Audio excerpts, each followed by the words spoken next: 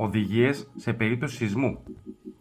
Μην αρχίσετε να τρέχετε πανικόβλητοι από το ένα γραφείο στο άλλο φωνάζοντας «Σεισμός». Όλοι το ξέρουν ότι γίνεται σεισμός. Σταθείτε κάτω από τραπέζια ή γραφεία. Βάλτε μια σφυρίχτρα στο στόμα και αληθείτε με τζατζίκι, έτσι ώστε να σας βρουν τα σκυλιά της ΕΜΑΚ. Σε περίπτωση που σας έχει έρθει το monitor καπέλο, μείνετε εκεί που είστε, διότι μπορεί να προκαλέσετε πανικό στους γύρω σας, νομίζοντας ότι είστε εξωγήινοι.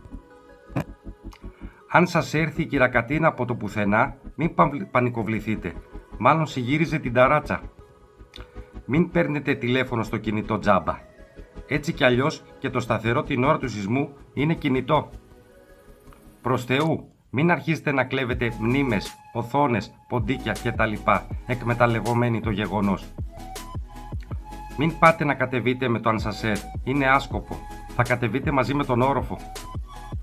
Μην πλησιάζετε στις ακτές, μπορεί να βγει ο Γκοτζίλα. Αν βρεθείτε έξω την ώρα του σεισμού, μείνετε έξω. Αν βρεθείτε μέσα, μείνετε μέσα.